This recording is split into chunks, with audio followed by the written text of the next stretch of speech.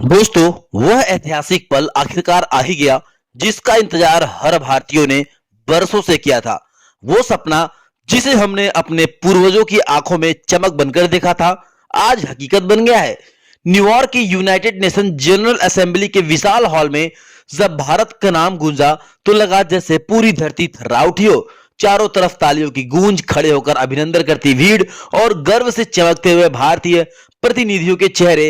ये नजारा किसी सिनेमाई हॉल से कम नहीं था दोस्तों। जब स्पीकर ने घोषणा की कि भारत को संयुक्त राष्ट्र सुरक्षा परिषद की अस्थायी सदस्यता और वीटो पावर पर भारी बहुमत मिला है, तो हर भारतीयों के दिल में जैसे बिजली दौड़ गई। सोचिए, 193 से 146 देशों ने भारत के पक्ष में वोट डाला। यह सिर्फ एक संख्या नहीं थी, यह उस भरोसे की गवाही थी जो पूरी दुनिया ने भारत पर जताया। वो भारत जिसे कभी गरीब देशों की श्रेणी में रखा जाता था, आज वही भारत दुनिया के फैसलों की दिशा तय करने जा रही है। यह जीत कूटनीति की किताबों में दर्ज होने वाली एक ऐसी मिसाल है जो आने वाली पीढ़ियों को प्रेरित करेगी। 1945 का वह समय याद कीजिए जब संयुक्त राष्ट्र की नींव रखी जा रही थी। तब भारत गुलामी की जंजीरों में बंधा था। तब हमारे पास ना आवाज थी ना पहचान। दुनिया के बड़े बड़े देश अपनी ताकत बांट रहे थे और भारत केवल दर्शक बनकर देख रहा था। लेकिन आज 80 साल बाद वही भारत उस मंच पर खड़ा है जहां पूरी दुनिया उसके लिए खड़ी होकर तालियां बजा रही है। यह किसी सपने के सच होने जैसा है। आपको बता दें, यह किसी क्रांति के परिणाम जैसा है। और उस दिन जब भारत का झंडा यूएन के हॉल में लहराया तो लगा जैसे इतिहास खुद अपने पन्नों को पलट रहा हो। यह सिर्फ राजनीति की जीत नहीं थी, यह आत्मसम्मान की वापसी थी। यह उस विचार की जीत थी जो कहता था कि भारत किसी से कम नहीं। और अब जरा सोचिए उस दृश्य को जब भारत के विदेश मंत्री डॉक्टर एस जयशंकर ने मंच पर पहुंचे। पूरा हाल सन्नाटा साध गया था और हर देश के प्रतिनिधि अपनी कुर्सियों पर झुककर बैठ गए। सबकी नजरें जयशंकर जी पर थी। आपको बता दें, फिर जैसे ही उन्होंने बोलना शुरू किया, उनकी आवाजों में दृढ़ता थी और आत्मविश्वास था और उस आत्मा की गूंज थी जो सदियों की संघर्ष से निकली थी। उन्होंने कहा, भारत केवल अपने लिए नहीं बोलता, भारत उन सभी देशों की आवाज है जिन्हें अब तक दबाया गया, भुला दिया गया। और बस यही वाक्य जैसे ही बिजली बनकर पूरे हॉल में गूंज गया, सब खड़े हो गए और तालियों की गड़गड़ाहट से हॉल हिल गया। आपको बता दें, वो कोई सामान्य भाषण नहीं था, वो भारत की आत्मा की गरज थी। उस एक क्षण में दुनिया का एहसास हो गया कि भारत अब किसी की अनुयायी नहीं बल्कि मार्गदर्शक बन चुका है। यूएन के बाहर जब पत्रकारों ने विभिन्न देशों के नेताओं से पूछा कि आखिर भारत को इतनी बड़ी संख्या में समर्थन क्यों मिला, तो जवाब था, भारत भरोसे का नाम है और यह वह विश्वास है जिसे भारत ने अपनी नीतियों, मानवीय दृष्टिकोण और संतुलित नेतृत्व से कमाया है। अफ्रीका से लेकर एशिया तक, यूरोप से लेकर लैटिन अमेरिका तक, हर जगह भारत की डिप्लोमेटिक जीत की गूंज सुनाई दे रही थी। ट्विटर पर अम्मी आर्ट, इंडिया लैंड्स वर्ल्ड्स और न्यू ग्लोबल ऑर्डर ट्रेंड कर रहे थे। विदेशी चैनलों पर बहस चल रही थी, क्या भारत अब संयुक्त राष्ट्र की नई रीढ़ बनने जा रही है। लेकिन जैसा हर कहानी में होता है, यहां भी विरोधी थे। तुर्की और सऊदी अरब ने खुलकर विरोध दर्ज कराया। तुर्की के प्रतिनिधि ने तो गुस्से में इतना बौखला गए कि उन्होंने बिल की कॉपी ही फाड़ दी और मेज पर थपथपाते हुए विरोध किया। लेकिन तालियों की गूंज में उनकी आवाज किसी ने भी नहीं सुनी। आपको बता दें, वही तुर्की जो हर मंच पर भारत के खिलाफ बयानबाजी करता था, आज दुनिया के सामने बेबस और अकेला खड़ा था। सऊदी अरब के मंत्री भी चुपचाप अपनी कुर्सी पर बैठे रहे और जैसे ही उन्होंने अपनी गलती का एहसास हो गया, उनकी खामोशी बहुत कुछ कह रही थी। दोस्तों, भारत की यह जीत सिर्फ वीटो से नहीं बल्कि विरोधियों की चुप्पी से भी मापी जा सकती है। और फिर आया सबसे बड़ा ट्विस्ट, चीन। जी हां, वही चीन जिसने हमेशा भारत के रास्ते में रोड़े अटकाए, वही चीन जिसने पाकिस्तान को हथियार देकर भारत को परेशान करने की कोशिश की, वही चीन जिसने दशकों तक भारत की प्रगति को रोकने का प्रयास किया। इस बार उसने भारत का समर्थन किया। जब चीनी प्रतिनिधि ने मंच पर कहा, भारत एशिया की सच्ची आवाज है और भारत के बिना संयुक्त राष्ट्र अधूरा है, तो पूरा सभागार स्तब्ध रह गया। यह किसी चमत्कार से कम नहीं था।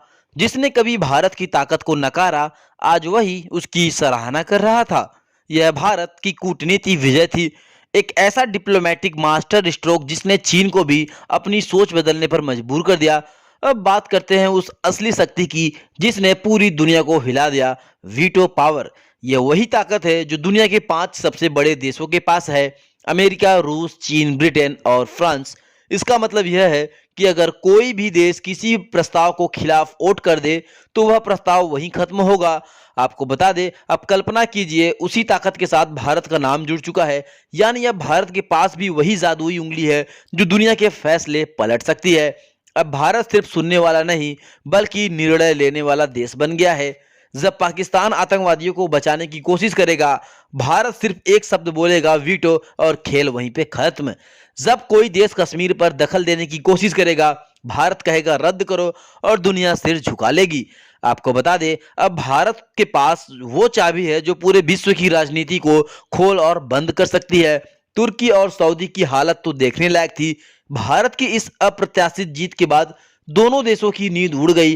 तुर्की ने तो भारत के युद्धपोत, आपको बता दें, आईएस त्रिखंड पर विवादित बयान दे डाला, लेकिन भारत ने जवाब में सिर्फ एक लाइन बोली, हम अंतरराष्ट्रीय कानून का सम्मान करते हैं। बस यही लाइन तुर्की की बोलती बंद करने के लिए काफी थी।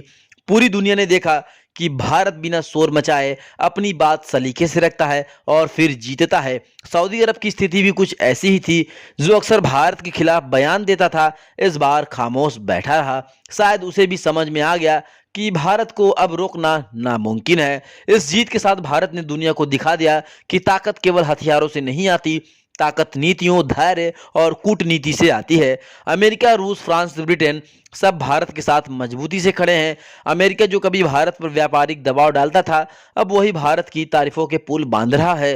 रूस तो हमेशा से भारत का सच्चा दोस्त रहा, उसने सबसे पहले समर्थन किया। फ्रांस और ब्रिटेन भी भारत की इस नई भूमिका का स्वागत कर रहे हैं। पांचों महाशक्तियों में अब भारत का कोई विरोधी नहीं बचा। भारत अब केवल एक देश नहीं बल्कि एक वैश्विक शक्ति केंद्र बन चुका है, जिसकी बातों को अनदेखा करना अब किसी भी देश के बस की बात नहीं है। अब ऊर्जा, व्यापार, रक्षा, सुरक्षा, हर नीति में भारत अब मत निर्णायक होगा। दक्षिण पूर्व एशिया से लेकर अफ्रीका तक के देश भारत की तरफ देख रहे हैं। वियतनाम, म्यांमार, इंडोनेशिया, मलेशिया और 50 से ज्यादा अफ्रीकी देशों ने खुले शब्दों में कहा है कि भारत ही उनकी आवाज है। भारत ने दुनिया को दिखा दिया कि बिना धमकी दिए, बिना गाली गलौज किए दुनिया को अपने साथ खड़ा किया जा सकता है। यही है भारत की असली डिप्लोमेसी, दिल जीतने का कला। जैसे ये खबर सोशल मीडिया पर फैली, पूरी इंटरनेट जय भारत के नारों से भर गया। ट्विटर, इंस्टाग्राम, यूट्यूब, हर जगह सिर्फ एक ही आवाज गूंज रही थी, India leads the world. Media में आपको बता दें, विदेशी मीडिया चैनल्स ने कहा कि India has change the global game. प्रधानमंत्री नरेंद्र मोदी ने गर्व से कहा, यह जीत सरकार की नहीं, 140 करोड़ देशवासियों की जीत है। और विदेश मंत्री डॉक्टर एस जयशंकर ने कहा कि यह सिर्फ डिप्लोमेटिक सफलता नहीं बल्कि नए भारत की पहचान है। इन शब्दों ने हर भारतीय के रोंगटे खड़े कर दिए। दोस्तों, सोचिए वो दिन जब संयुक्त राष्ट्र के मंच पर भारत के झंडे के नीचे पूरा सभागार खड़ा होकर ताली बजाएगा। हर घर में जश्न होगा, हर गली में मिठाई बटेगी, हर दिल में गर्व उमड़ेगा। आने वाली पीढ़ियां पूछेंगी, दादाजी भारत कब महाशक्ति बना था? तो हम गर्व से कहेंगे, बेटा हमने वो दिन भी देखा था जब पूरी दुनिया भारत के लिए खड़ी हुई थी। ये जीत उस किसान की है जो खेत में पसीना बहाता है, उस मजदूर की है जो दिन रात मेहनत करता है, और सैनिक की है जो सीमा पर ठंड में पहरा देता है, और उस छात्र की है जो बड़े सपने देखता है। ये जीत हर भारतीय की है, हर उस दिल की है जिसने भारत बसता है। अब वक्त आ गया है जब भारत सिर्फ सुनने वाला देश नहीं बल्कि दुनिया की दिशा को दिखाने वाला देश बन गया है। भारत अब किसी के दबाव में नहीं झुकेगा। अब फैसले दिल्ली से तय होंगे, अब आदेश भारत की ओर से जाएंगे, और यह नया भारत जो खुद चलता नहीं बल्कि दूसरों को सिखाता है। वैसे दोस्तों, इस पर आपका क्या कहना है? कमेंट के माध्यम से हमें जरूर बताएं, और अगर आप भी इस पल का हिस्सा बनना चाहते हैं तो इस वीडियो को लाइक कीजिए, चैनल को सब्सक्राइब कीजिए और कमेंट में लिखिए भारत माता की जय।